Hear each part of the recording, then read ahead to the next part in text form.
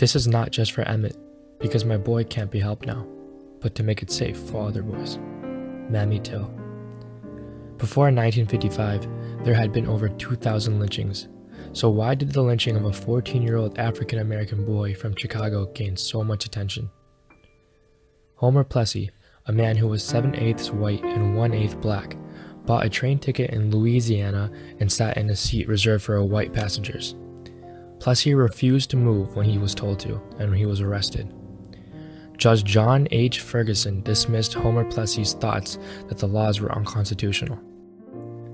The U.S. Supreme Court found that racial segregation laws were in fact constitutional in the famous doctrine of separate but equal in May of 1896. This ruling was overturned unanimously in 1954 in the Brown v. Board of Education of Topeka that the doctrine of separate but equal was not equal at all and called for desegregation of all public facilities, buses, and schools. It also got rid of all Jim Crow laws. However, the desegregation of the South led to many hate groups such as the KKK, the Citizens Council, and the spreading of the myth of the Black Beast. This myth was first started with the movie The Birth of a Nation by D.W. Griffith in 1915. It depicted a black beast that tried to rape the pure white woman who would rather throw herself off of a cliff rather than be raped. With the spread of this propaganda, white supremacy groups urged white Southerners to oppose the desegregation of schools in order to protect their wives, mothers, and daughters. This led to an increase of white supremacy and public outrage, which caused many lynchings.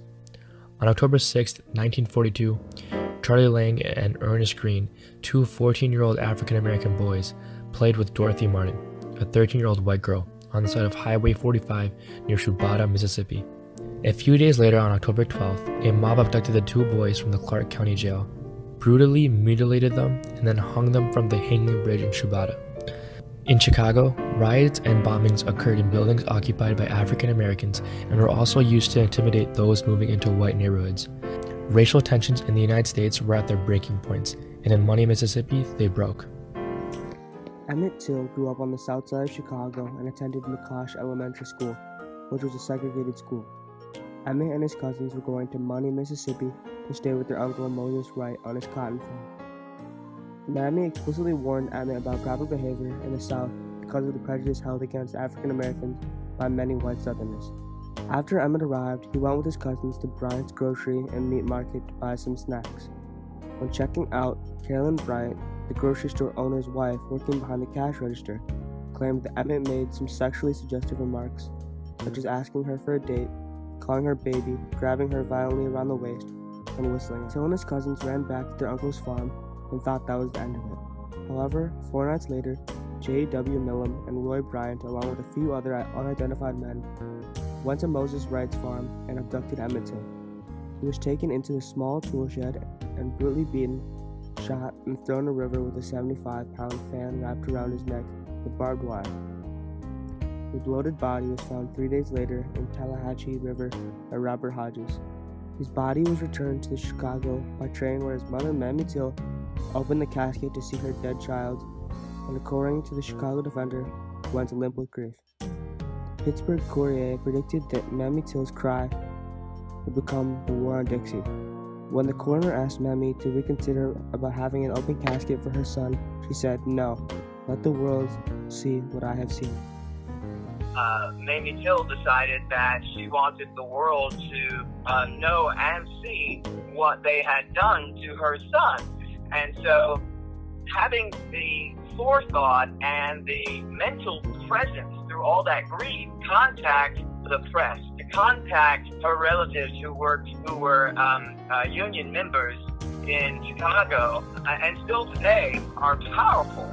And those unions were able to get the word out among their members, not just having an open casket at Emmett's funeral, but it was among their members nationally that this had happened. And so, therefore, once organizations like the NAACP and the Brotherhood of Sleeping Car Porters got involved, it became a national story. You know, the Chicago Defender, the Pittsburgh Courier, these black papers around the country picked up this story, and then white papers started picking up the story as well, and then it just went international. Due to her actions, newspapers such as Jet and Ebony created publicity for the upcoming funeral, and it was reported that 100,000 to 250,000 people attended the funeral. The Chicago Defender said, "All were shocked, some horrified and appalled. Many prayed, scores fainted, and practically all, men, women, and children, wept." This event helped show the brutality of Till's death and the horrible disfigurement he suffered to all of Chicago and to the rest of the world. It showed that the state of Mississippi has decided to maintain white supremacy by murdering children. The killers of the boy felt free to lynch him because there is in the entire state no restraining influence of decency, not in the state capitol, among the daily newspapers, the clergy, nor any segment of the so-called better citizen. Roy Wilkins, head of the NAACP. The trial was held in Sumner, Mississippi with an all-white jury. J.W. Millam and Roy Bryant were both found innocent. Mamie Till said, "What I saw at the trial was a shame before God and man." The trial received international attention, and the world was appalled with the verdict. U.S. Representative Adam Clayton Powell Jr. said, "A lynching of the Statue of Liberty. No single incident has caused as much damage to the prestige of the United States on foreign shores as what happened in Mississippi." I'm willing to go anywhere, to speak anywhere, to get justice. Mamie Till. After Millam and Bryant were found innocent, Mamie Till was determined to speak about her son's murder and drew thousands of supporters when she did. Chicago empowered the beginning of the civil rights movement. Chicago had black power, and that is really decisively important. When you say civil rights movement before the Till case, there were movements in cities and towns across the South. Movements were going on, but they were loosely, people who were involved in those things might know each other to some degree. Often the NAACP was at the heart of those things, but there wasn't a thing called the civil rights movement that had a national scope.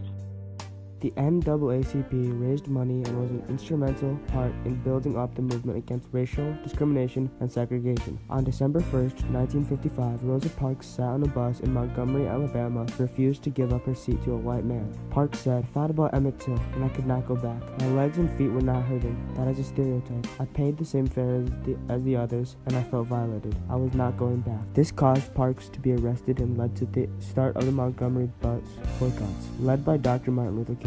Throughout the country, protests became more frequent with restaurant sit-ins in North Carolina and the 54-mile march from Selma to Montgomery, Alabama, led by Dr. King.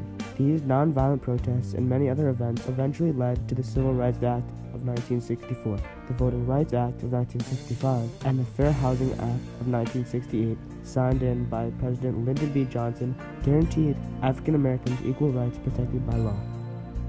However, over 50 years later, there are still lynchings.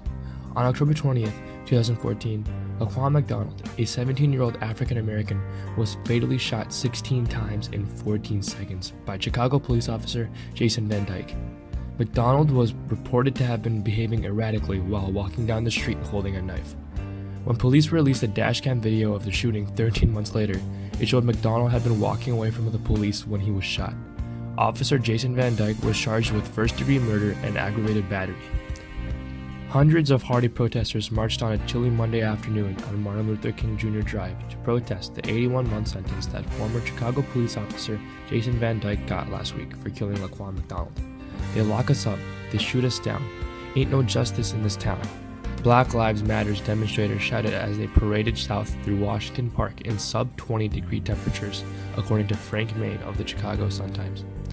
The Black Lives Matter movement drew attention to this case by mobilizing media in the same way Mamie Till did for Emmett's murder. Just like the civil rights movement, the Black Lives Matter seeks out justice for those that are unfairly killed. The only way to create change is through utilizing power. Remember, it's power that you need. And I just want to hand you a bigger baseball bat, which is to say, look around you. These organizations, take them over. Force them to do your bidding. Your Democratic Party, your NAACP, your labor union, your women's rights organization, your environmental organization, all of your community organizations have power, and power is what it takes to change things.